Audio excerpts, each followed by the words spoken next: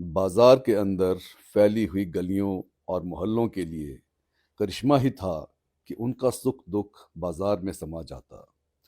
दुख दर्द, तनाव बिखराव, सब कुछ। इधर आप घर से बाहर निकले, सर पर तकलीफों का टोकरा लेकर, और उधर बाजार जैसे पवित्र नदी था, सब प्रवाहित हो जाता। और बाजार में कहानियां इफरात में बिखरी पड़ी थी, छतों में, घरों पे, गलियों में और पूरे बाजार में। कुछ ऐसे जैसे कि किसी पेड़ पर कई बेलें लिपटी रहती हैं, पता ही नहीं चलता बेलों के बीच में पेड़ हैं या पेड़ पर बेलें।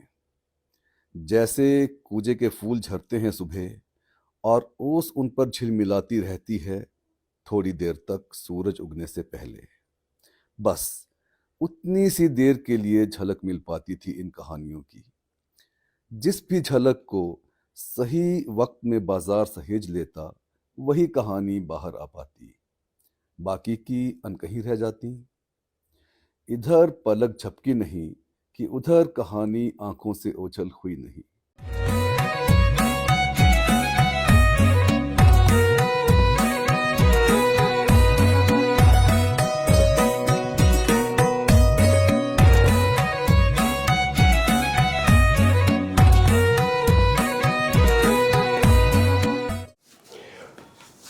Doctor Niranjan Dev Sharma, the uncommon people uncut में आपका स्वागत है। Thank you. आप हिमाचल के जाने माने साहित्यकार हैं, लेखक हैं, कवि हैं, कहानीकार हैं, और हाल ही में आपका एक उपन्यास आया है, बाजार। जी। आज हम बाजार पर बात करेंगे। बाजार जो ये उपन्यास है, इसको लिखने का विचार आपके मन में कब आया? क्योंकि आप बहुत ही सफल कहानीकार हैं, आपकी कहानियाँ कथा देश, जनसत्ता का जो विशेषांक, कहानी विशेषांक उसमें छपा है। हिमाचल की सारी जो पत्रिकाएं हैं, पत्र पत्रिकाएं हैं, देश की जो राष्ट्रीय पत्र पत्रिकाएं हैं, उनमें आपकी कहानियाँ छपी हैं। जी जी। उपन्यास लिखने की कब सोची आपने? उपन्यास लिखने का ऐसा एकदम से ख्याल नहीं आया। एक कहानी मैं लिख रहा था और वो कहानी अपनी रचना प्रक्रिया में एक लंबी कहानी बन रही थी। तो जो चीज़ें मैं लिखता हूँ, खुशकिस्मती से कुछ घर में वातावरण ऐसा है कि मेरी पत्नी प्रतिमा या बच्चे पूर्वा प्राची, कई बार मैं सुबह इनके सामने पाठ करता हूँ, पढ़ता हूँ चीज़ों को, तो एक मुझे पहला रिस्पांस मिल जाता है कि किस तरह से चीज़ें जा रही हैं। तो प्रतिमा ने कहा कि ये तो उपन्यास की तरह बनती जा रही है कहानी, और फिर वो रुक गई, और शायद उसके बाद ही वो फॉर्मेट चेंज हुआ। जो मूल कहानी थी तो कहीं खो गई। अच्छा। और धीरे धीरे एक उपन्यास ने आकार लेना शुरू किया। तो लगभग समझिए कि 4-5 वर्ष पहले ये शुरुआत इसकी हो गई उपन्यास की, और ड्राफ्ट हुआ इसका, फिर फाइनल ड्राफ्ट तो मतलब 4-5 साल के अरसे में पूरा ये लिखा गया इस तरह से। मैंने अभी हाल ही में ये उपन्यास खत्म किया है पढ़ के। इसमें आपने भारत पाक युद्ध के समय से शुरू किया है, इसको घटनाएं हैं जी। उसके बाद श्रीमती इंदिरा गांधी की हत्या है, उससे पहले इमरजेंसी है जी। उसके बाद ये लिबरलाइजेशन तक आया है, बीच में अयोध्या भी है जी। यही विषय उस दौरान घटे हैं भारत में। पिछले 50 सालों में, आप कह लीजिए लगभग 45-50 सालों में। बिल्कुल। अंतर्राष्ट्रीय स्तर पर रशिया में जैसे ग्लासनोस्ट और पेरेस्ट्रोइका भी 80 के दशक में हुआ। बिल्कुल। तो ये कालखंड क्यों चुना आपने इन चीज़ों को लिखने के लिए? तो एक तो इसके पीछे आप एक मुख्य कारण शायद ये भी रहा होगा कि इसमें से अधिकतर कालखंड मेरा जिया हुआ है, उसके बाद का भी जी। मेरी पैदाइश 67 की है। तो बहुत सारी घटनाएं ऐसी हैं जिनका मैं खुद साक्षी रहा हूँ, या फिर आप उनको राष्ट्रीय स्तर पे समाचार पत्रों में, बाजार की बहसों में सुनते रहते हैं उन चीज़ों के बारे में। तो जब इसके कुछ एक प्रसंग लिखे गए उपन्यास के, तो उसमें कुछ दृश्य इस तरह से बन रहे थे कि वो जो एक चौराहा है, वहाँ पे चर्चाएं होती हैं, बातचीत हो रही है, तो उसमें कुछ लोग जो समाचार पत्र पढ़ते हैं उन घटनाओं को भी वो चर्चा करते हैं। तो उस तरह से उस चर्चा में वो घटनाएं बनती गई और फिर मुझे धीरे धीरे चीज़ें स्पष्ट होने लगी कि एक लगभग एक कालखंड को मैं जी सकता हूँ इस उपन्यास के माध्यम से। फिर थोड़ा पहले के, जैसे कि आप बता रहे हैं कि 71 के आसपास का, वो बाद में लिखी गई, वो चैप्टर बाद में लिखे गए। अंतिम जो चैप्टर है वो बाकी के कुछ एपिसोड्स हैं उससे पहले लिख लिया गया जी। लेकिन वहाँ मुझे ये आभास हो गया था कि यहाँ पे इस उपन्यास को अब अंत होना है यहाँ पे इस उपन्यास का। वो मुझे, क्योंकि उसके बाद आप कह रहे हैं कि उसके बाद दुनिया बदली एकदम से, तो वो एक बड़ा बदलाव था और उसके लिए फिर शायद कुछ इंतज़ार करना पड़ेगा। हो सकता है कि वो आने वाले समय में उस तरह से वो चीज़ें आएँ किसी दूसरे उपन्यास के रूप में, ऐसा हो सकता है। तो शुरू से ऐसा नहीं था, कोई प्लॉट नहीं था, कोई कालखंड शुरू से नहीं था कि इसी कालखंड को मैंने लेना है, जीना है। वो एक प्रक्रिया में ये चीज़ें संभव हुई, एक प्रक्रिया में, इस तरह से। आपके अधिकतर चैप्टर जो हैं या आपका जो नैरेटिव है वो एकदम पैरेलल चलता है, और लेकिन वो एपिसोडिक भी है कि हर एपिसोड को आप अलग से भी पढ़ सकते हैं, हर चैप्टर को जी। लेकिन वो घूम फिर के फिर बाजार से कनेक्ट करता है। हाँ हाँ हाँ। ये कैसे आपको आभास हुआ कि ये करना चाहिए मुझे, क्योंकि बाजार आपकी एक धुरी है जिसके गिर्द ये कहानियां घूम रही हैं और इन कहानियों का बाजार पे असर होता है और बाजार से भी कुछ कहानियां निकलती हैं। जी बिल्कुल। तो जब इसके जिनको आप एपिसोड्स या स्वतंत्र कहानियां कह रहे हैं, वो ठीक है, हर कहानी अपने आप में स्वतंत्र है, लेकिन उसका मूल सूत्र बाजार है। वही मैं कह रहा हूं, वो बाजार में ही घटित हो रही है। हाँ हाँ, लौट के वहीं पे आती हैं। तो जब उस तरह के कुछ चैप्टर्स लिख लिए गए तो फिर मुझे लगा कि इसमें बाजार ही मुख्य पात्र की तरह उभर रहा है। और फिर मुझे उस वक्त आभास हुआ कि इसी को मुख्य पात्र की तरह रहना है। तब तक शायद इसका शीर्षक भी तय नहीं था। और फिर मैंने सायास भी इस तरह की कोशिशें की कि कुछ जो मुख्य पात्र उभर रहे थे उनको थोड़ा डाइल्यूट किया, और शायद यही कारण है कि अधिकता है इसमें पात्रों की, बहुत सारे पात्र हैं। मैंने कभी गिनने का प्रयास नहीं किया लेकिन बहुत पात्र काफ़ी हैं। तो इसलिए कि धुरी इसकी बाजार ही रहे। वो एक समय के बाद मुझे स्पष्ट हो गया था कि बाजार ही केंद्रीय चरित्र है इस उपन्यास का। ये जो छोटे बाजार होते हैं ये छोटे शहरों की शान होते हैं एक तरह से। जी बिल्कुल। और इनमें बहुत सारी कहानियां उभरती हैं। कुछ हम देख पाते हैं, कुछ हम देख नहीं पाते हैं। जी। आपको क्या लगा जब आप ये उपन्यास लिख रहे थे और जो कैरेक्टर्स, किरदार आपने इन सारी कहानियों में चुने हैं, इन सारी घटनाओं में चुने हैं जी, वो एकदम हूबहू सच लगते हैं? क्योंकि हमने भी कोई तौफीक देखा है या कोई भजना देखा है, तो ये इसको थोड़ा सा एक्सप्लेन करिए। देखिए, एक आपकी बात से मुझे एक फिल्म का स्मरण हो पाया। मेरे अपने एक फिल्म थी गुलजार की, और उसमें विनोद खन्ना, शत्रुघ्न सिन्हा, वो छैनू दादा, उस तरह से। अब ये हम कस्बों में, छोटे शहरों में देखते हैं कि गैंग्स होती हैं, कुछ दादा टाइप लोग उभरते हैं। तो वो जिन लोगों ने कस्बों को जिया है वो उस तरह से, उन तरह की चीज़ों से गुजरे हुए हैं। तो वहाँ से वो बहुत जीवंत किरदार होते हैं दरअसल, जिनको कि एक तरह से नेगेटिव कैरेक्टर के रूप में ज़्यादा देखा जाता है। वास्तव में ज़रूरी नहीं है कि वो हों उस तरह से।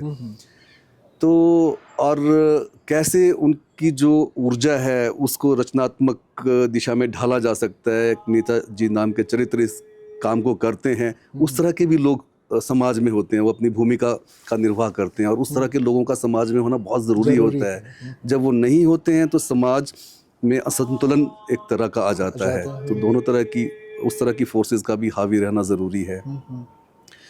तो वो आए हैं और वो किसी भी बाज़ार में हो सकते हैं कि इसलिए शायद पुरुषोत्तम जी ने भी कहा कि जब वो इस उपन्यास को पढ़ रहे थे तो मध्य प्रदेश के उनके जो बाज़ार हैं वहाँ की झलकियाँ उनके सामने उभर रही थी।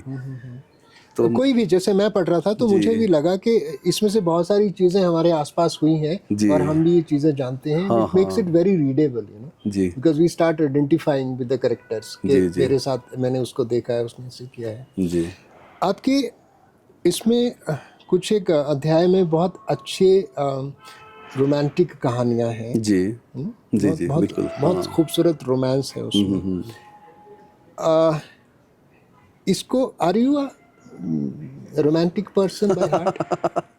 तो इसका दावा तो मैं क्यों करूं, ये जो आप लोग पढ़ रहे हैं, जो चीज़ें आपने पढ़ी हैं, उसको देख करके अंदाज़ा लगा सकते हैं। और मुझे लगता है कि एक लिखने पढ़ने वाला इंसान जो है वो अ, अंदर से कहीं ना कहीं रोमांटिक तो होता ही है। और वो जो रोमांटिक होना है, रोमांस है आपका, वो बहुत सारी चीज़ों को लेके हो सकता है। उसमें आपकी प्रकृति भी शामिल है, जी जी और उसमें आपका वो जज्बा भी शामिल हो सकता है जो समाज के लिए होता है। जी जी। और उसमें प्रेम प्रसंग भी शामिल हो सकते हैं। तो इसको हम एक ब्रॉड पर्सपेक्टिव में भी देख सकते हैं। आपने उस कहानी में बहुत खूबसूरत पद्मावती हाँ का जो उनकी सौंदर्य का जो वर्णन किया ओके, है। ठीक है, हाँ, एक प्रसंग में है तो जी। वो बहुत खूबसूरत है। तो हाँ हाँ आपको क्यों लगा कि ये पद्मावती जैसी वाला ये प्रसंग उसमें उपन्यास में लाना है मुझे? ओके। तो वो चीज़ें सायास हुई, पढ़े हैं वो चीज़ें हमने भी, लेकिन ऐसा नहीं है कि वो कोई भी जो उसमें प्रसंग हैं उसमें कोई भी अनुभव जो है वो मेरे व्यक्तिगत हों। हाँ, नहीं नहीं, हाँ। कुछ आपके सुने हुई चीज़ें होती हैं, कुछ चीज़ें ऐसी होती हैं। और मुझे ये भी लगता है कि लेखक होने के नाते कि आप बहुत सारी वो चीज़ें सेंस कर पाते हो जो कि सामान्यतः नहीं देखी जाती, या सामान्यतः जिन पे ध्यान नहीं जाता है। आपकी आंखें, आपके कान, कान खासकर बहुत सारी ऐसी चीज़ें बाजार से गुजरते हुए या कहीं पे भी वो चीज़ें रिसीव करते रहते जी हैं। जी और उसमें से कुछ चीज़ें आपके दिमाग में छप जाती हैं। कोई वो दो लोगों का कोई संवाद ही हो सकता है, छोटा सा भी हो सकता जी है, जी जी जो बाद में लिखते हुए कहीं उभरता है सबकॉन्शियस से आपके बाहर आकर के। और फिर उसमें कल्पनाशीलता होती है, बहुत सारी चीज़ें, और वो चीज़ें, कई सारी चीज़ें मिल जाती हैं। कुछ सुनी हुई चीज़, कोई आप अध्यापक ज़रूर कोई ऐसे रहे होंगे जिन्होंने वो पढ़ाया होगा उस वक्त में, उनका पढ़ाने का तरीका, तो बहुत सारी चीज़ें मिलके एक वो दृश्य उभरता है पूरे का पूरा। मेरी रचना प्रक्रिया इस तरह की है। तो बाकी हर व्यक्ति की एक अलग तरह की रचना प्रक्रिया होती है। मुझे जो लगता है कि मेरा जो प्रोसेस है लिखने का, उसमें बहुत सारी चीज़ें मुझे खुद को पता नहीं होती हैं, तो कहीं सबकॉन्शियस में वो हैं। जी और वो कुछ इस तरह की चीज़ है कि जैसे आप कोई डिज़ाइन बना रहे हैं, तो आपको उसमें से एक उसका बाहरी एक आकार पता है, लेकिन वो किस तरह से आकार लेगा पूरा, लेगा बाद में, हाँ। वो लिखने की प्रक्रिया में ही। और वो सबसे खूबसूरत एक यात्रा है लेखन की। उस वो मैंने जिया उसको, और उसका मैंने पूरा आनंद लिया, और उसके बाद मैंने इसको बंद कर दिया था। मैं बहुत जल्दबाजी में नहीं था, या बहुत ऐसा मुझे नहीं था कि इसको छपना ही चाहिए। उस वक्त एक जो पूरा मैंने लिख लिया फर्स्ट ड्राफ्ट, तो वो लिखने का जो आनंद है मैंने भरपूर उसको जिया। और उसमें मैं उसके लिए समय चुराता था कि जैसे मैं स्कूल से आया, सपोज़ 5 बजे मैं आया, तो मैं 10-15 मिनट में कि कब मैं शुरू करूं, कुछ चीज़ें आपके पीछे हैं, पीछा कर रही हैं, और कब मैं उसको, तो मैं लैपटॉप पे ही लिखता हूँ, उससे पे कंप्यूटर पे, और मैं लिखना शुरू कर देता था। और वो बहुत मज़ेदार दिन थे, बहुत शानदार दिन थे। आप जेएनयू के रिसर्च स्कॉलर रहे हैं। आपने कृष्णा जी सोरती जी पे रिसर्च शोध जी जी किया है। बिल्कुल। आप आपको लगता है कि आप कहीं ना कहीं जिंदगी नामा या मित्रों मरजानी या डार से बिछड़ी जी से प्रभावित हैं कहीं ना कहीं? लेखन में तो नहीं मुझे लगता, क्योंकि जैसा मैंने आपको बताया कि हर एक लेखन की अपनी एक लेखक की अपनी एक लिखने की प्रक्रिया होती है। तो मैं उनके लेखन का प्रशंसक रहा हूँ बहुत ज़्यादा, और उनसे जो मेरी व्यक्तिगत मुलाकातें हुई हैं, इंटरव्यूज़ भी हैं कुछ, उसमें बहुत कुछ चीज़ें मुझे सीखने और जानने के लिए मिली हैं। तो वो चीज़ें कहीं ना कहीं लिखते हुए आपके काम आती हैं। अदरवाइज़ देखा जाए तो उनके अनुभव, उनकी जीवन यात्रा, उनके लेखन यात्रा, उनकी वो बहुत विरल है, बहुत विराट है, और मेरी तो अभी शुरुआत है। शुरुआत बहुत अच्छी है। तो शुक्रिया, लेकिन ऐसा एक सीधे प्रभाव की तरह तो नहीं मैं लेता, लेकिन बड़े लेखक की संगत में आपको टेक्निक को लेकर के और बहुत सारी चीज़ों को लेकर के, जैसे कि ड्राफ्ट होने हैं, क्यों होने हैं, उन ज़रूरी चीज़ों का पता चलता है कि हाँ, ऐसा नहीं है कि आपने एक बार रॉ में लिख दिया, वो चीज़ आप एकदम से उतावले हो जाएं उसे प्रकाशित करने के लिए। ऐसी बहुत सारी चीज़ें मैंने उनसे सीखी। बहुत लंबी चर्चाएं उनके घर में आना जाना रहा और चर्चाएं लंबी रहीं। उन चर्चाओं ने मुझे समृद्ध किया ज़रूर, ये तो रहा, बिल्कुल रहा। आपने 1971 इंडिया पाकिस्तान वॉर का जिक्र किया है एक चैप्टर में। जी। उसमें उस समय ये देशभक्ति की भावना ऐसी थी कि बच्चे हिंदुस्तानी और पाकिस्तानी बन के आपस में युद्ध करते थे, एक मॉक वॉर करते थे। एज अ राइटर मुझे आपसे ये जानना है कि कितने बच्चे तैयार होते थे कि वो पाकिस्तानी बने, ओके, या वो नहीं बनना चाहते? हाँ। तो उस वक्त तो मैं 4 साल का रहा हूँगा, 67 का मेरा बर्थ है, और मेरी स्मृति में जो है चीज़ें, वो एक तरह से हवाई जहाज़ों के गुजरने की आवाज़ और बत्तियाँ, ब्लैकआउट, वो हल्की हल्की स्मृतियाँ हैं।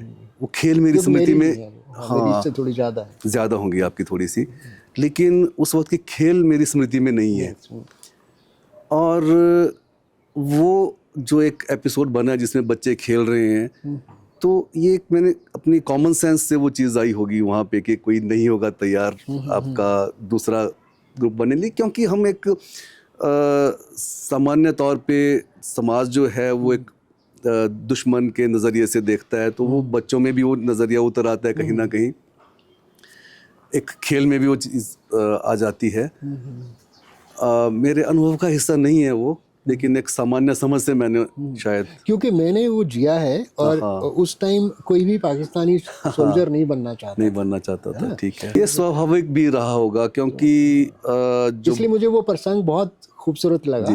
कैसा था वहाँ पे, ऐसा हुआ है। तो चलिए, इसका मतलब है कि मैं उसको बहुत सुंदर लिखा है, बुनने में उसको शायद कामयाब रहा हूँगा, ऐसा हो सकता है। इस उपन्यास में आपने बहुत सारे आंचलिक शब्दों का इस्तेमाल किया है। आप बोलचाल की हिंदी आपने लिखी है। ठीक है। आप जयशंकर प्रसाद जी की हिंदी की तरह आपने नहीं लिखा है, या जो बड़े लेखक जी। जो उस तरफ के हैं, जो संस्कृत निष्ठ नहीं है। बिल्कुल।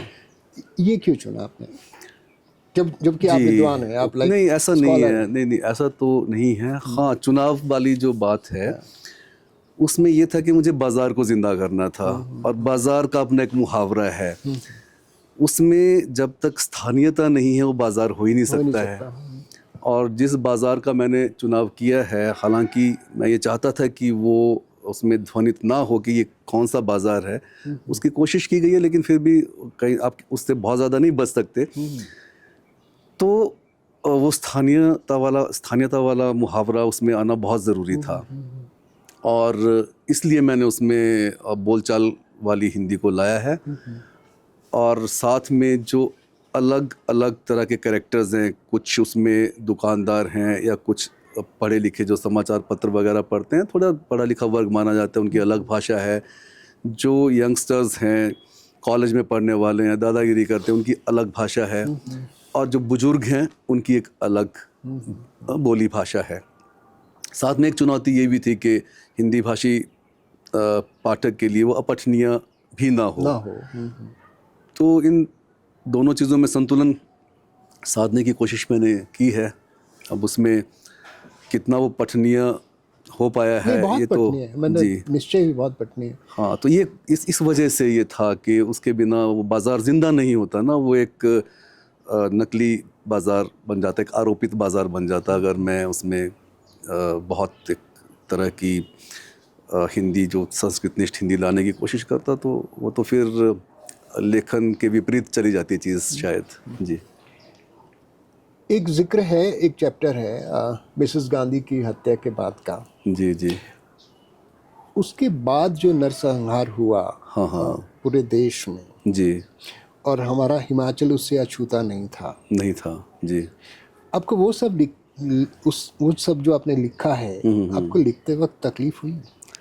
निसंदेह वो चीज़ें कहीं ना कहीं जहन में थी और उनको सामने आना बहुत ज़रूरी था। ये बहुत तकलीफ देह था कि जिन लोगों को हम जानते थे, जो हमारे परिचित थे और जिनसे रोज़ का मेल मिलाप था, वो कैसे एक बड़ी खाई आ गई।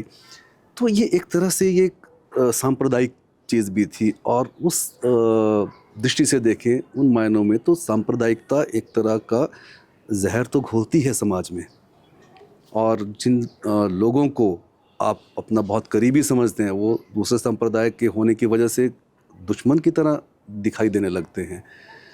तो उन वो चीज़ें, वो मेरे निजी अनुभव का भी हिस्सा रही हैं। कुछ एक चीज़ें उसमें से कुछ स्वप्न में भी उभरती हैं चीज़ें।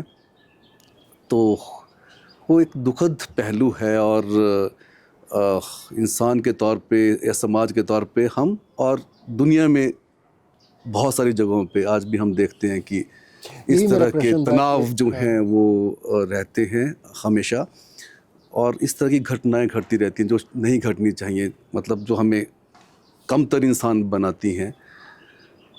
ये दुखद पहलू है होमोसेपियंस का। ये जैसे जी। पिछले 40 सालों में, 45 सालों में, 50 सालों में मानवीय रिश्तों में क्या बदला है?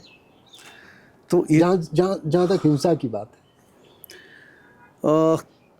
देखिए, ये सारे का सारी चीज़ें जो मुझे लगता है वर्ल्ड ऑर्डर है, और जो देश में जिस तरह की चीज़ें चल रही होती हैं, सियासत भी उसमें शामिल है, उन सब चीज़ों का जनमानस पे असर बहुत होता है। और पहले आपका मीडिया जो था वो एक तरह से काफ़ी हद तक स्वतंत्र मीडिया माना जाता था। आप स्वयं एक पत्रकारिता से बहुत अभी भी जुड़े हुए हैं, लंबे समय से आपका जुड़ाव रहा है, आप इस चीज़ को शायद ज़्यादा बेहतर समझ सकते हैं। और शायद यही कारण है कि अभी जो मेन स्ट्रीम मीडिया जिसको कहते हैं उस पर विश्वास कम हुआ है दर्शक का, और आप यूट्यूब चैनल्स की तरफ जो ऑडियंस जो है उस तरफ मुड़ी है। तो ये बदलाव तो निश्चित रूप से आया है, और ये एक चक्र की तरह है। चीज़ें जब वो चीज़ें बहुत ज़्यादा उस तरह की बढ़ना शुरू हो जाती हैं, बढ़ जाती हैं, तो फिर एक तरह का जैसे सपने से इंसान जागता है, तो समाज उस तरह से उसको लगता है कि ओह, ये तो किस तरफ हम बढ़ रहे थे, ये क्या हो रहा था। तो शायद फिर वो फिर से दूसरी तरफ चीज़ें चलना शुरू हो जाती हैं। तो बदलाव तो है ही। खालिद हुसैनी साहब की किताब है and the mountain echoed. जी। उन्होंने एक काल्पनिक शहर बसाया है, गांव बसाया है, जी जी। जिसपे उनकी वो किताब है। आपका ये जो बाजार है, ये कभी लगता है हमने देखा है, जी। कभी लगता है कि शायद हमने नहीं देखा है, हाँ हाँ। और कभी लगता है ये हमारे शहर का बाजार है, कभी हमें लगता है कि 2 जिले छोड़ के वो बाजार है। ठीक। ये बाजार कितना सच है? ये कितना सच है, ये अगर एक पाठक के तौर पे जैसे आप इस उपन्यास से गुजरे हैं तो उतना ही ये सच है। और जो उपन्यास का सच होता है उसमें बहुत सारा कल्पना का भी समावेश होता है। वो उस सच को व्यापक यथार्थ बनाने की प्रक्रिया में वो जो कल्पना के तौर पे काल्पनिक चीज़ें उसमें जो लाई जाती हैं, वो एक यथार्थ ज़्यादा बेहतर तरीके से उभर करके सामने आए, उस प्रक्रिया में वो होती हैं। और वो किसी घटना को हूबहू लिख देना नहीं है, बल्कि उस घटना को बुनने और गुनने की तरह की चीज़ है। वो उसके पीछे कौन सी शक्तियाँ, कौन सी ताकतें उत्तरदायी रही होंगी, और जो देश में घट रहा है उन चीज़ों का क्या प्रभाव पड़ रहा होगा जिसकी वजह से घटनाएं घट रही होंगी। तो वो सब चीज़ें लिखते हुए सामने आने लगती हैं, और वो उभरता है लिखे जाने की प्रक्रिया में ही। वो इस तरह से नहीं है कि मैंने कोई कहानी, उसका कोई एपिसोड सोच लिया और उसके बाद सोच करके उसको लिखना शुरू किया। मेरे साथ इस तरह से नहीं हुई हैं चीज़ें या होती हैं। और जब मैं उसको लिख लेता हूँ पूरा, तो मुझे लगता है कि ये तो इस तरह से तो मैंने भी नहीं सोचा था या समझा था कि ऐसी चीज़ें रही होंगी या ऐसे घटना घटी होगी, इस घटना के पीछे ये चीज़ें उत्तरदायी रही होंगी। तो कल्पना का समावेश है निश्चित रूप से, बहुत सारी सुनी हुई चीज़ों का समावेश है निश्चित रूप से, लेकिन वो उस यथार्थ को और विस्तृत और व्यापक बनाने की कोशिश में वो चीज़ें होती हैं। जब आचार्य रजनीश हिमाचल आए थे जी उसके बाद वो चले गए, उस पर एक चैप्टर है आपका। है, बिल्कुल। आचार्य रजनीश का ऐसा कोई इन्फ्लुएंस है आप पे जब वो यहाँ आए थे? आपको क्यों लगा कि इस चैप्टर को इंक्लूड करना चाहिए? हाँ, वो इसलिए कि एक तो रजनीश हिमाचल आए थे और वो चीज़ें मेरे तक तो समाचार पत्रों के माध्यम से ही पहुंची। वो आई थी, कुछ फोटोग्राफ्स थे, कुछ उस वक्त समाचार पढ़े थे वो। और आप ये देखेंगे कि उस समय कैसेट होते थे और रजनीश को सुनने वाले लोग कहीं ना कहीं हर बाज़ार में आपको मिल जाते थे। तो मैं व्यक्तिगत तौर पे बहुत गहराई से तो नहीं, फिर भी मैंने रजनीश को पढ़ा नहीं है, सुना है। यूट्यूब के दौर में सुना है और पिछले कुछ समय में सुना है। तो उसमें रजनीश के बहाने कुछ और चीज़ें उभर के आई हैं उस चैप्टर में। तो शायद उन चीज़ों को देखने के लिए रजनीश भी सामने आए। हालांकि रजनीश की सोच का, फिलॉसफी का कोई उस तरह से सीधा संबंध वहाँ नहीं बैठता है, पर उस बहाने और चीज़ों का जिक्र हुआ है वहाँ पे। तो वो घटना घटी और बहुत बड़ी एक घटना थी रजनीश का। जब वहाँ से आए थे वो, उसका प्रभाव रहा है और वो एक चर्चा के केंद्र में रही हैं वो चीज़ें। यहाँ पे आपका जो एम्पायर स्टोर है, यहाँ पे मतलब रजनीश यहाँ आते जाते रुके थे, शायद कुछ इस तरह की चीज़ें थी। विनोद खन्ना उनके साथ में होते थे, तो ये बहुत सारी चीज़ें थी। और विनोद खन्ना उस वक्त स्टारडम, मतलब सुपरस्टार थे, वो पीक पे थे। तो ये चीज़ें तो हम लोगों की जानकारी का हिस्सा रही हैं उस वक्त। तो एक चैप्टर उस तरह से भी बना वो। ठीक है डॉक्टर साहब, एक चैप्टर है इसमें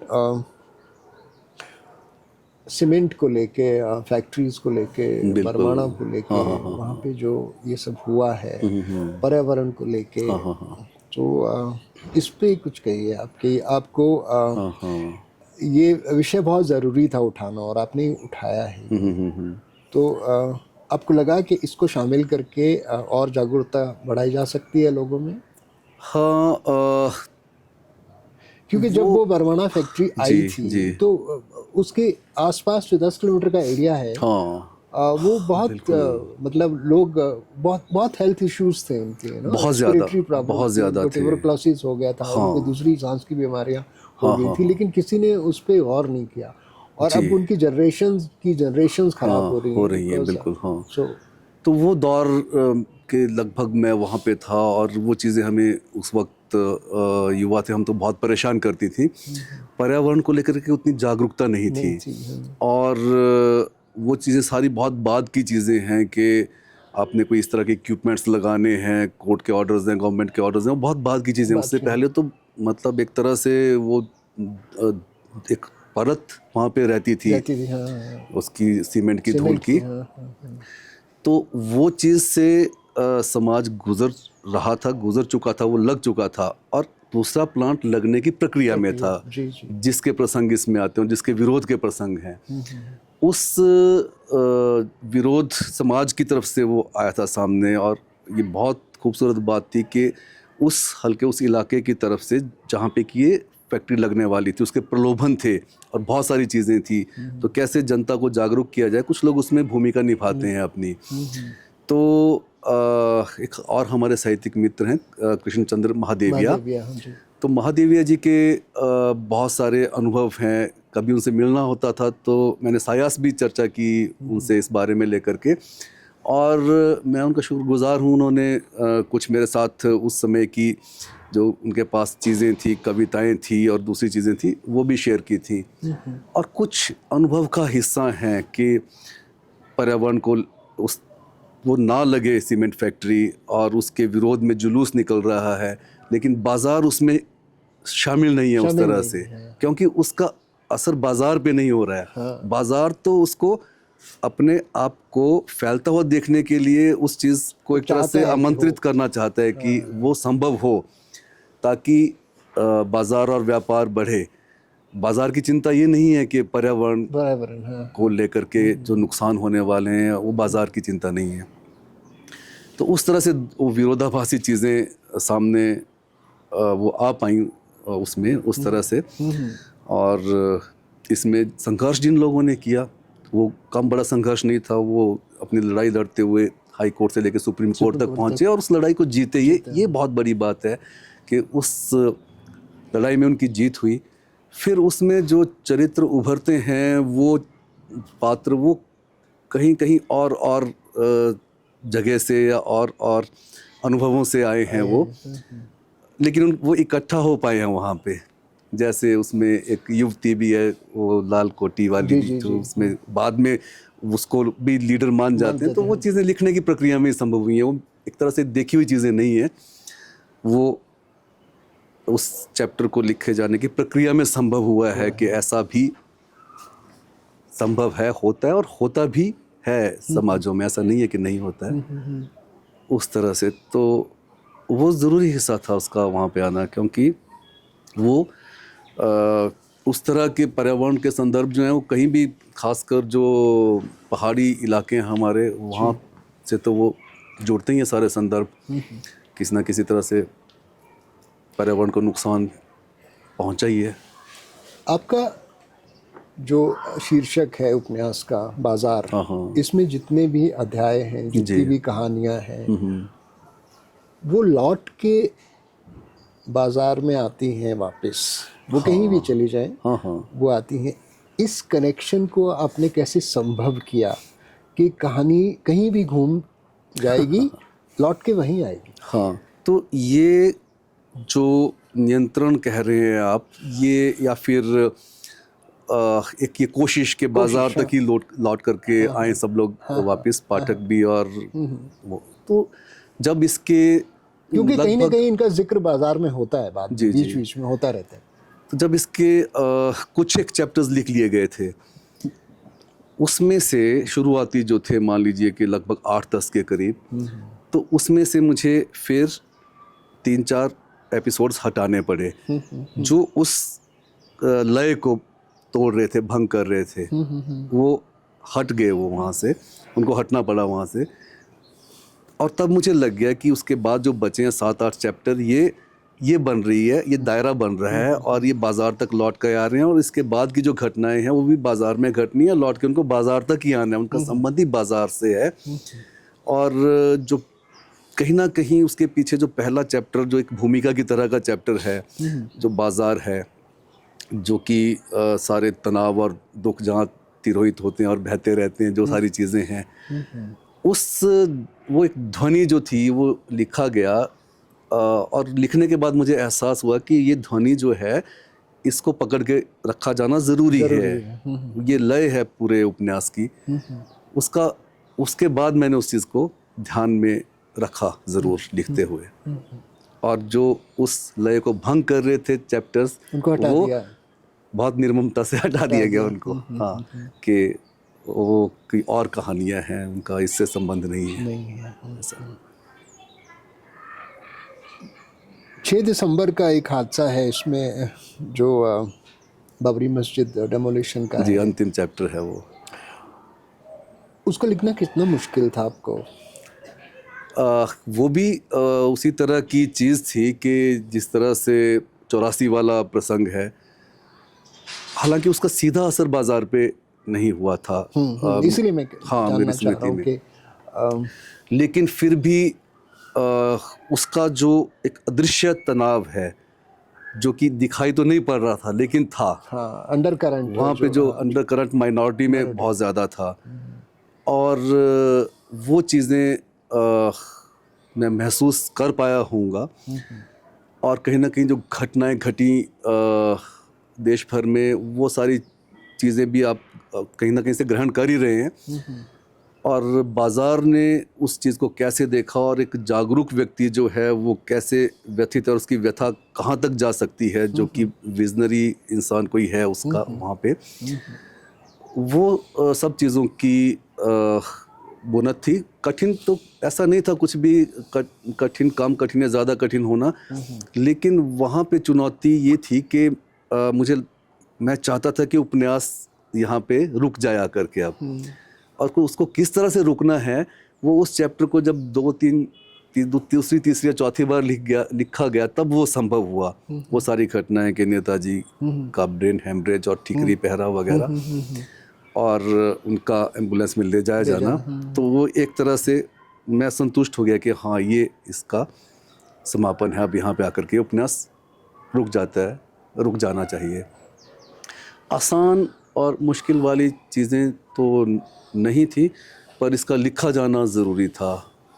सामने वाली घटनाएं नहीं थी मेरे सामने, मतलब जिसके प्रत्यक्षदर्शी के तौर पे मैं इसलिए भी कह रहा हूँ कि इसके बहुत सारे वर्जन जगह जगह आए, जगह जगह लोगों ने कहा, तो हल्का सा मुश्किल हो सकता है, because you want to select the version you like to write. नहीं, वो ऐसा नहीं था। उसमें मेरे सामने दो तीन चीज़ें थी। उसमें जो अलग अलग कैरेक्टर्स हैं बाज़ार में, वो उस घटना को किस तरह से ले रहे हैं। नेताजी के ऊपर उस घटना का प्रभाव अलग तरह से है।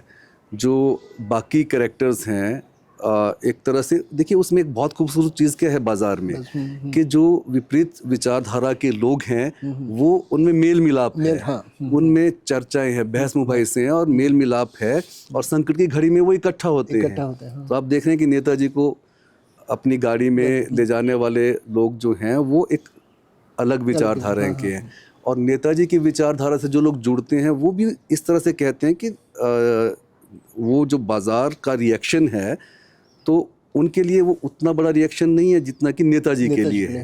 हाँ, तो मुझे जो देखना था, मुझे दूर से उस दृश्य को देखना था, और थोड़ा एक तरह से तटस्थ होकर के देखना था कि उसको अलग अलग बाज़ार के तबके और कैरेक्टर्स किस तरह से उस घटना को ले रही है।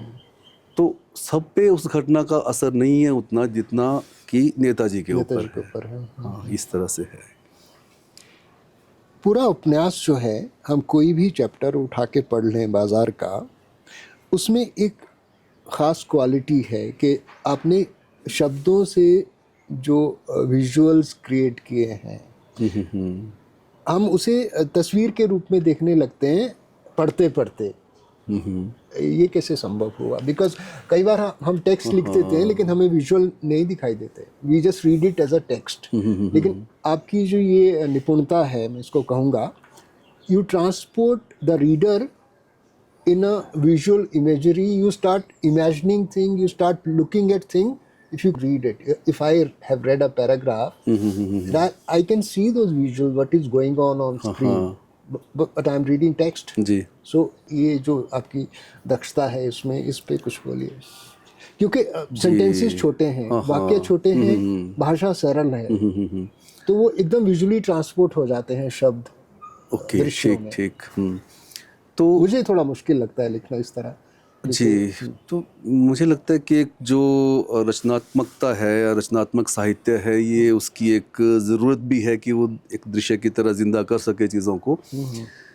बहुत सारी चीज़ें स्वाभाविक हैं, मतलब उसमें आप जो दक्षता वाली बात है, वो कुछ इस तरह से है कि मैं, जैसे आपने छोटे छोटे वाक्यों की बात कही, उसको लेके मैं सजग हुआ। मुझे ऐसा नहीं था कि शुरू से पहले ही ड्राफ्ट में वो उस तरह से छोटे छोटे वाक्य थे, ऐसा नहीं था शुरू में, लेकिन मैं उस चीज़ को लेके सजग हुआ कि ये थोड़ा उस तरह से एक जो रोचक होना चाहिए उस चीज़ को, जितना वो लंबे वाक्यों में या उसमें कॉमास वगैरह करके वो चीज़ नहीं बन पा रही है। तो मैंने सायास तोड़ा उनको, मतलब वो एक सायास प्रयास था छोटे छोटे वाक्यों में चीज़ों को सामने रखने का। और फिर जो दृश्य की तरह चीज़ें उभरती हैं। वो दृश्य लिखते हुए मेरे सामने भी उभरता है, वो पहले से तो नहीं है पूरे का पूरा दृश्य, वो तो झलक ही है मेरे सामने। वो लिखे जाने के सामने मेरे सामने भी उभर रहा है, तो मैं उसको लिख रहा हूँ। और ये एक शायद कुछ स्वाभाविक चीज़ होती होगी। नहीं, जैसे हेमिंगवे हैं वो लिखते हैं, उनके छोटे छोटे सेंटेंसेस रहते हैं जी, and बहुत वो, खूबसूरत लिखते हाँ, हैं वो ट्रांसपोर्ट कर देते हैं आपको। आप आंखें बंद करें तो आप वहाँ पहुँच जाते हो। तो ये बहुत खूबसूरत चीज़ है। Many writers can't write like this.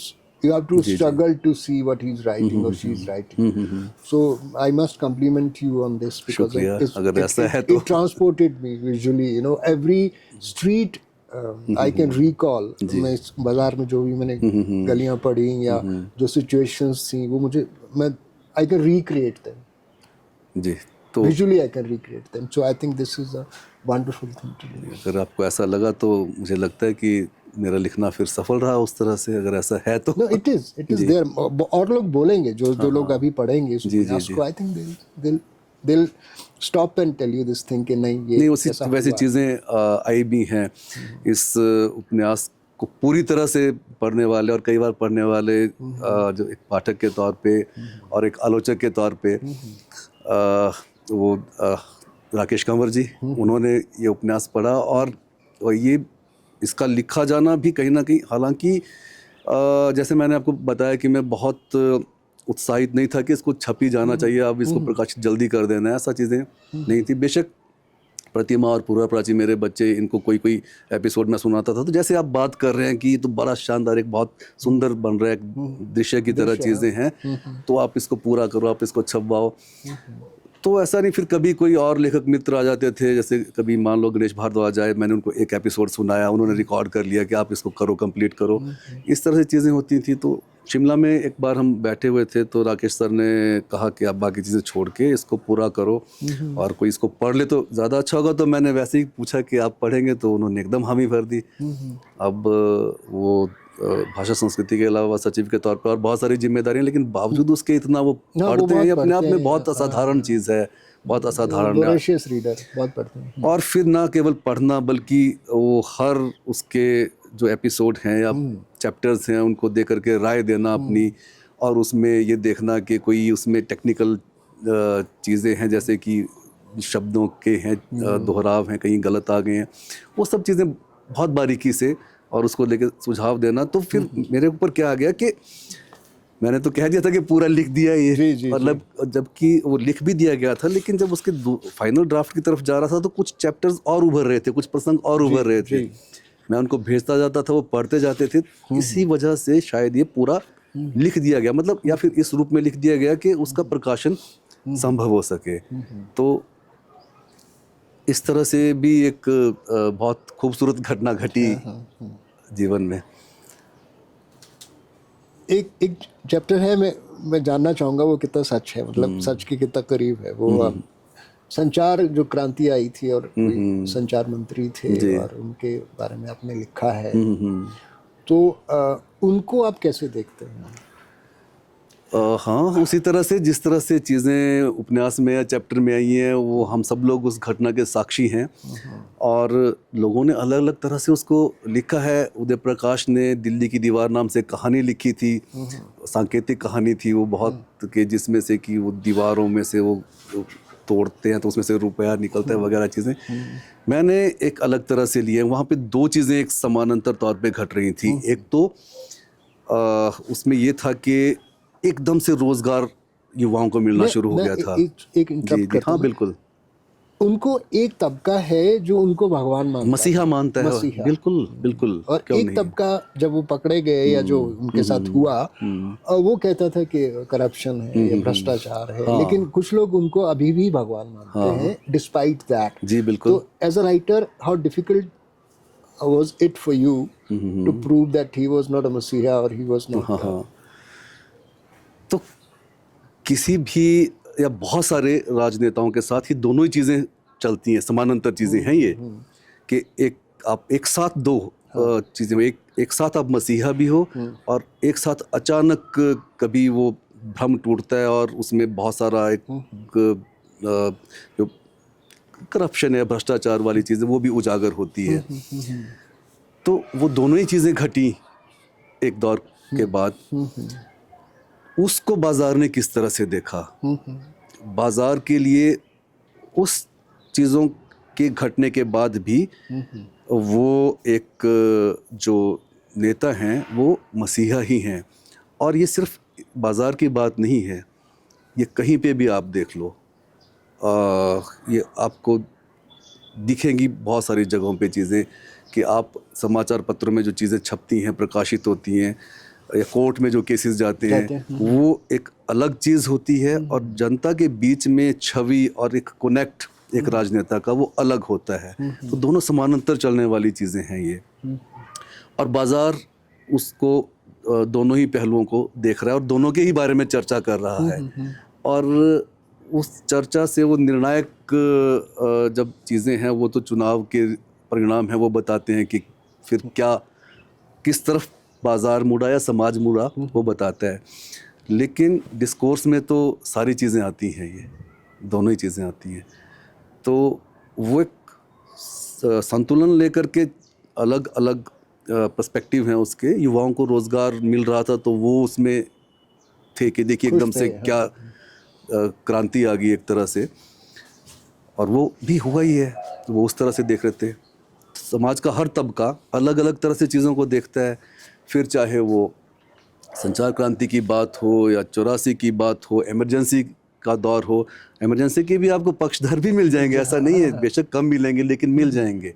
और उसी तरह से जो बाबरी मस्जिद प्रसंग है, उसमें भी अलग अलग लोगों के विचार, व्यूज़ हैं या सोच है, समझ है किस तरह से कौन उन घटनाओं को लेता है।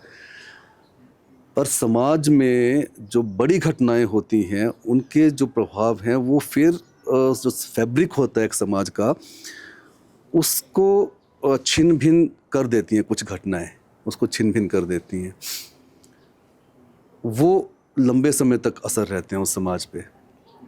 तो वो सांप्रदायिक घटनाएं हो सकती हैं, वो कोई पर्यावरण से संबंधित कोई आंदोलन, वो चीज़ें भी हो सकती हैं। तो भूमिका निभाते हैं जो उस आंदोलन में शामिल रहते हैं लोग, वो अपनी भूमिका निभाते हैं, उनका असर पड़ता है हर समाज पे। लेकिन ये ज़रूरी नहीं है कि उसका जो एक सकारात्मक पक्ष है वही निर्णायक हो, कई बार नहीं भी होता है। भारत के इतिहास में, स्वतंत्र भारत के इतिहास में इमरजेंसी जो है, आपातकालीन स्थिति जो हो गई थी, मिसेस गांधी ने लगा दिया जी था। जी बिल्कुल। उसके बाद जो जो हुआ, उसके जो स्कार्स हैं वो लोग मिटा पाएंगे क्या? हाँ, कोई भी बहुत बड़ी घटनाएं जो घटती हैं तो उसके जख्म तो इतनी जल्दी हटते नहीं हैं, मिटते नहीं हैं। कोई भी घटनाएं हैं इस तरह की, वो रहते हैं, उनके असर तो रहते हैं, बहुत लंबे समय तक रहते हैं। लेकिन समाज निरंतर आगे बढ़ता रहता है, और इस तरह की घटनाओं से बहुत सारी चीज़ें समाज सीखता भी है, और एक नई दिशा की तरफ भी अग्रसर होता है कई बार। और वो दिशा अब सकारात्मक भी हो सकती है और सकारात्मक नहीं भी हो सकती है, जिस तरफ समाज बढ़ता है आगे। समाज के बढ़ने की गति को ना तो लेखक तय कर सकता है, और या फिर जो पत्रकारिता है वो तय कर सकती है। वो तो उस समाज में जो घट रहा है उस पे अपना एक राय अपनी दे सकते हैं। हाँ, लेकिन वो जो राय आप देते हैं, जो विश्लेषण आप करते हैं, उसमें कहीं ना कहीं चाहे वो एक अंडरकरंट की तरह है, आपकी अपनी एक सोच भी, आपकी अपनी विचारधारा भी रहती है। लेकिन होता क्या है और होना क्या चाहिए कि कथा साहित्य में वो जो विचारधारा आपकी अपनी व्यक्तिगत है, वो हावी नहीं होनी चाहिए, कि पढ़ने वाले को ये ना लगे कि ये तो अपनी ही कुछ राग अलाप रहा है लेखक। इस तरह से वो चीज़, उस चीज़ से बचना होता है जब आप एक रचनात्मक लेखन कर रहे होते हैं। विचार हावी ना हो, हावी तो कहानी को ही रहना है, बाजार उसमें विचार गूंथा हुआ उसके अंदर है कहीं, वो बाद में उभरे, अच्छी बात है। उसके बाद जो हुआ संजय गांधी ने हाँ, जो वो किया, चीज़ें जी, हाँ बहुत सारे लोग थे जिनकी शादियां भी नहीं हुई, हाँ, है ना, उनकी वो चीज़ें नसबंदी घटी उन्होंने उस कर वक्त, दी, बिल्कुल बिल्कुल। और उनकी तो कई जनरेशन्स खत्म हो गई। हाँ तो हाँ, एज अ निस्संदेह। ह्यूमन बीइंग और एज बुद्धिजीवी होने के नाते आप क्या कहेंगे कि why did he take that kind of decision, वो and he was not holding any office? हाँ हाँ, तो देखिए ना कि क्या है कि जब जनतंत्र में या प्रजातंत्र में कहीं ना कहीं से तानाशाही चली आती है, तानाशाही रवैया हावी होने लगता है, तो उसमें फिर जनतांत्रिक मूल्यों का ह्रास होने लगता है, उसमें ह्रास होने लगता है, वो डाइल्यूट होने लगते हैं वो मूल्य कहीं ना कहीं। और उस वक्त बहुत सारी चीज़ें घटी थी। गुजराल साहब ने इस्तीफ़ा दे दिया था, वो कई बहुत सारे जो थोड़ा स्वाभिमान जहाँ पे था उन लोगों ने साथ नहीं भी दिया, पर बावजूद उसके वो चीज़ें एक्सट्रीम तक नहीं जा पाई, बावजूद उन सब चीज़ों के, जबकि वो पकड़ में चीज़ें थी। इंदिरा गांधी ने चुनाव करवाए फिर से, और उस चुनाव में उनकी बहुत बुरी तरह से हार भी हुई। तो उस चीज़ ने कहीं ना कहीं ये सिखाया हमारे प्रजातंत्र को, हमारी राजनीति को, या हमारे देश के राजनेताओं को, कि जो देश है ये एक प्रजातांत्रिक देश है, इसमें लोग जो हैं वो अलग अलग परंपराओं का और अलग अलग रीति रिवाजों का सम्मान करके साथ जीने वाले लोग हैं, साथ आगे बढ़ने वाले लोग हैं। और उसमें जो अगर बहुत ज़्यादा तानाशाही आ जाएगी तो लोग जो हैं उसके विरोध में खड़े भी होंगे, और वो 5 साल में हमारे यहाँ पे चुनाव होते हैं और उसमें कहीं ना कहीं वो चीज़ें रिफ्लेक्ट होती हैं। ये ज़रूरी नहीं होता कि उसमें जो है चुनाव की जीत और हार, उसमें ये भी होता है कि उसमें प्रतिशत क्या है, उसमें जो उन चीज़ों का साथ नहीं दे रहे हैं, उस तरह के जो अवमूल्यन हो रहा है उसके पक्ष में नहीं है, वो भी एक बहुत बड़ा परसेंटेज अगर है, बहुत बड़ा प्रतिशत है, तो वो भी अपने आप में संतुलन स्थापित करता है समाज में। और वो संतुलन का रहना ज़रूरी है, एक ताकतवर विपक्ष का रहना हमेशा ज़रूरी है, उसके बिना प्रजातंत्र जो है वो बहुत स्वस्थ नहीं हो सकता, बहुत ताकतवर नहीं हो सकता। जब राजीव गांधी प्रधानमंत्री बने थम्पिंग मेजॉरिटी से, शायद उतनी सीटें अभी तक कोई नहीं ला पाया है, उनके फेलियर के क्या कारण थे कि वो पहले तो उनके आने के कारण इसमें ज़रूरी तो वो है था कि तो अपने माता हमारा देश जो है, मतलब उसमें हमारे यहाँ पे जो चीज़ें भावुक कर देती हैं ना इंसान को या समाज को, वो भी बहुत बड़ा भूमिका निभाती हैं। एक बड़ा वोटर जो है उसको प्रभावित करती हैं वो बहुत बड़े तौर पे, और उनका जो अस्वीकार, ही बिकेम वेरी सक्सेसफुल, हाँ, बहुत सारी नई चीज़ें हुई उस वक्त, चैप्टर्स भी उसको देख रहे हैं, कंप्यूटर वो सारी चीज़ें, वो क्रांति भी है। और उसके बाद हमारा जो देश है वो, इसमें ये कभी उस दौर में खासकर ये समझने की कोशिश नहीं की गई कि इसमें कितनी बड़ी एक दलित मेजॉरिटी कितनी बड़ी है इसमें। और उसमें वीपी सिंह का आना, उनका उभार, और मंडल कमीशन का आना, फिर उसके बाद में और चीज़ें, बोफोर्स और दूसरी चीज़ें, वो भी उन्होंने भी भूमिका निभाई। तो ये सारी चीज़ें उसमें शामिल थी, ये सारी चीज़ें शामिल थी उसमें। और वो बाज़ार अपनी तरह से देखता है, उसमें जो थोड़ा ज़्यादा पढ़ने लिखने वाले लोग हैं बाज़ार को बताते हैं कि अभी नहीं आया है, ये तो भूमिका मंडल कमीशन की, ये पहले लिख दी गई थी, लेकिन जो राजनीतिक इच्छा शक्ति है वो अब उजागर हो रही है। उनके अपने वो सारी चीज़ें उभरती हैं ना कि उनके अपने इसमें कुछ सोच है कि इस तरह की चीज़ें इस वक्त सामने लाने से, मंडल कमीशन को लागू करने से आगे क्या इसके राजनीतिक प्रभाव होंगे, तो वो सब चीज़ें करते हैं वो। और यही एक प्रजातंत्र की खूबसूरती है कि वो सर पे भी बिठाएंगे किसी भी राजनेता को, और अगर वो आपकी अपेक्षाओं पे, आकांक्षाओं पे पूरी तरह खरा नहीं उतर पा रहा है तो उसको रिजेक्ट भी करेंगे। वैश्विक उदारीकरण, लिबरलाइजेशन का आपके बाजार पे क्या फ़र्क पड़ा? पूरी दुनिया पे, बाजार पे, कस्बों पे इसका नहीं, असर हुआ है। इस बाजार पे इस बाजार पे वो असर नज़र आने शुरू हुए हैं थोड़े थोड़े। आपके शटर्स लग गए हैं बाजार में, वो दूसरी दुकानें पे शोरूम्स आने लगे हैं, और वो एक शुरुआत ही है ना अभी। संचार क्रांति है उसमें साथ में जुड़ी हुई, तो उसका सिर्फ एक दस्तक इसमें देखने को मिलती है कि एक उदारीकरण की दस्तक है।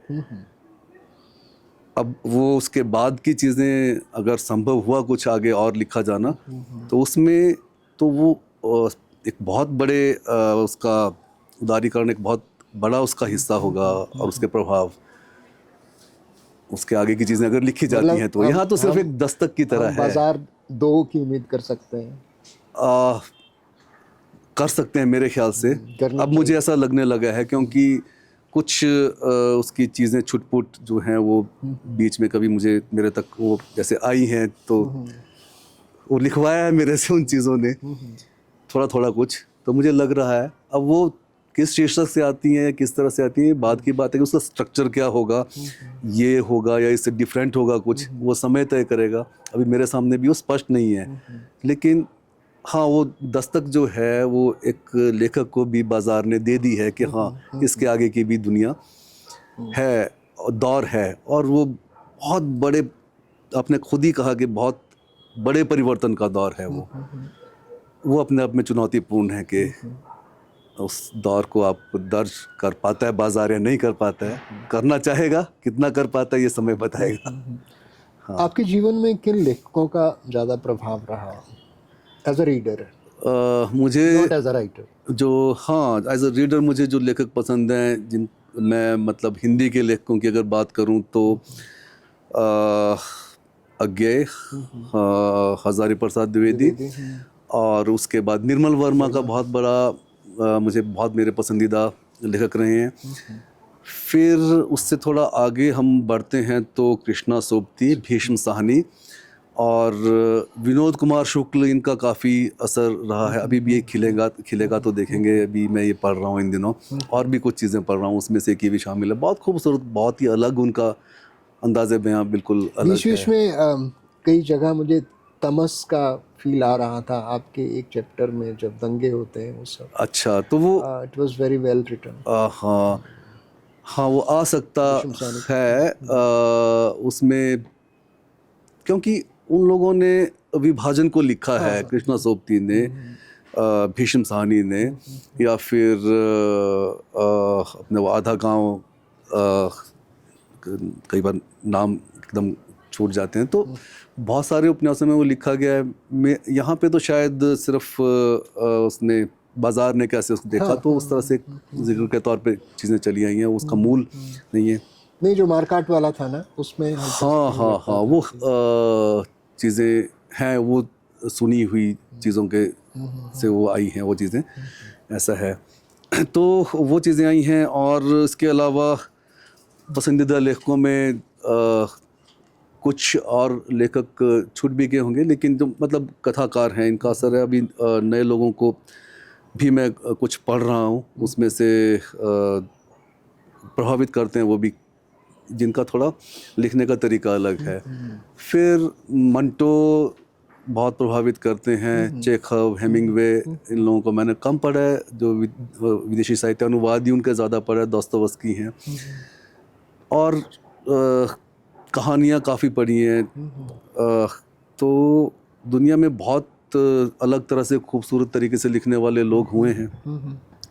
जितनी आपकी पहुँच है, कितना आप उसमें से पढ़ पाते हैं, तो और कहीं ना कहीं कुछ आप सीख पाते हैं, और कहीं ना कहीं आप ये भी समझ पाते हैं कि ये चीज़ तो लिखी जा चुकी है, तो इसको आप अब और बढ़िया तरीके से नहीं लिख सकते। इस चीज़ को आपके पास भी वो चीज़ आ रही है, आप उसको लिखना चाह रहे हैं, लेकिन कोई और आपसे बेहतर तरीके से लिख चुका है, तो आप क्यों लिखेंगे फिर से? कहानीकार हैं आप, कुछ और कहानियों पे काम कर रहे हैं? क्योंकि आपकी बहुत सारी कहानियाँ प्रकाशित हो चुकी हैं।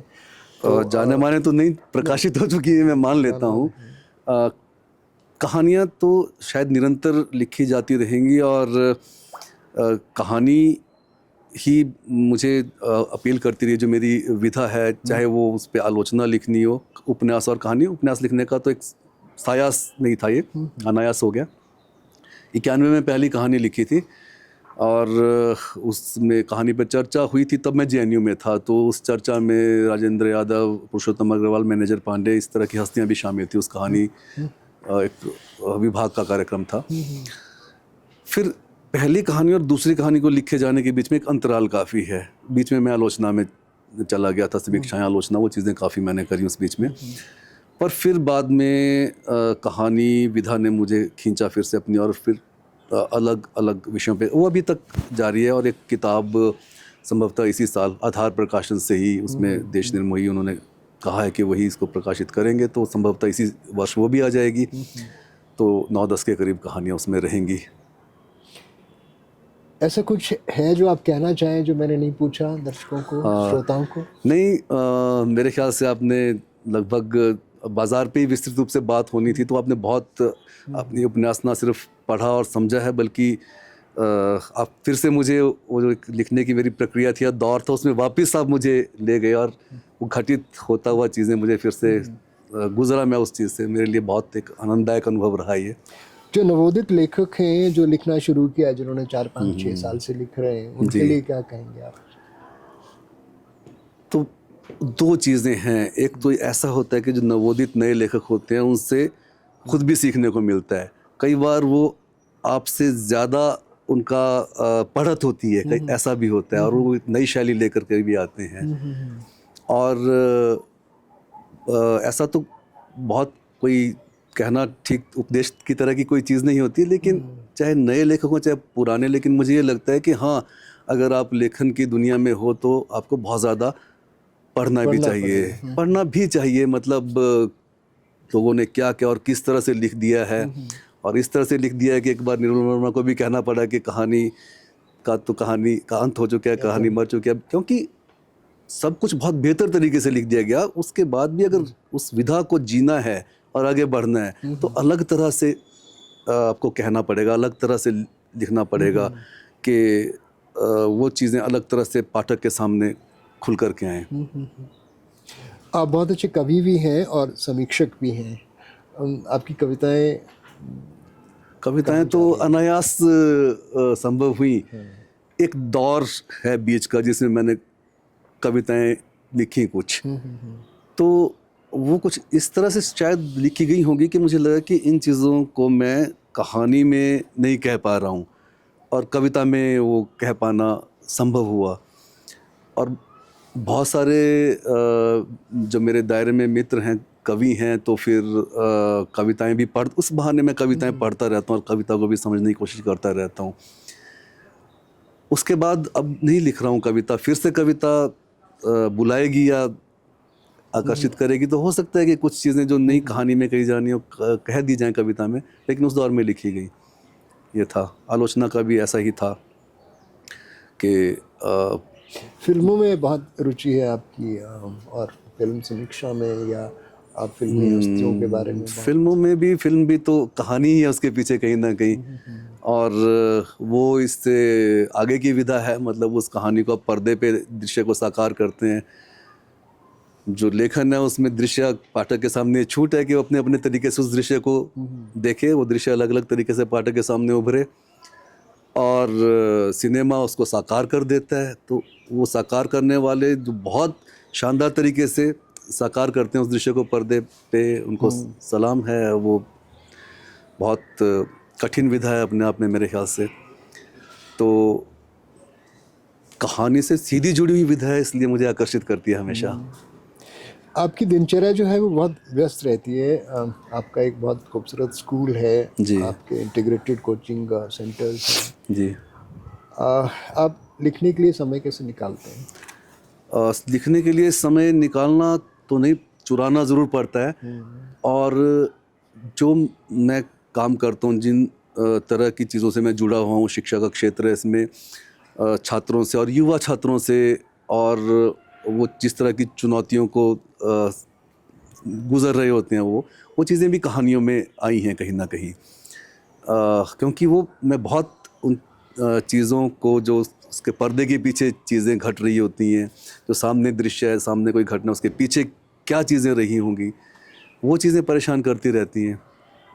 तो वो घटित होती हैं कहानियों में। और जब कोई कहानी आपका पीछे है तो समय का तो मतलब फिर ऐसा है कि आप अपना पूरा काम करके आएंगे तो अब मैं फिर परेशान रहूँगा अगर मैंने नहीं लिखा, कोई चीज़ मुझे लिखने के लिए उकसा रही है और मैं उसको नहीं लिख पाया, या तो शाम को या रात को या सुबह जल्दी उठ के। और अगर मैं कुछ लिखूँ ना, और अगर मैं पढ़ ना पाऊँ तो भी शायद मेरी दिनचर्या पे उसका असर रहता है। मुझे लगता है कि कुछ छूट गया आज, कुछ छूट गया आज। अभी तक की ज़िंदगी में कोई रिग्रेट्स हैं आपके? ये wanted to do बहुत something पेचीदा और कठिन सवाल है। और मेरे ख्याल से ऐसा तो संभव हो नहीं सकता कि ना हो किसी के, ना रहे हो किसी के। किसी पर्टिकुलर सिचुएशन में आप हस्तक्षेप कर सकते थे और अब करने से चूक गए, ऐसा भी हो सकते हैं। कई बार चीज़ें ऐसी भी हो जाती हैं ज़िंदगी में। और तब उन वो चीज़ें, वो जो रिग्रेट के तौर पे नहीं लेता मैं, उन ऐसी कोई भी चीज़ें हैं तो वो सीखने के तौर पे ज़रूर होती हैं कि दूसरी बार ज़िंदगी में ऐसा ना हो जब किसी ऐसी सिचुएशन में आप हों। तो बस इतना ही है, ऐसा नहीं है कि उसकी वजह से कुछ ज़िंदगी में छूट ही गया, ऐसा नहीं है। रिग्रेट्स होने चाहिए ज़िंदगी में हमेशा। अगर नहीं है तो फिर मैं झूठ बोल रहा हूँ, अगर मैं ये कहूँ कि नहीं है तो गलत है वो। What is your one line mantra about life? अहिंसा। Wow.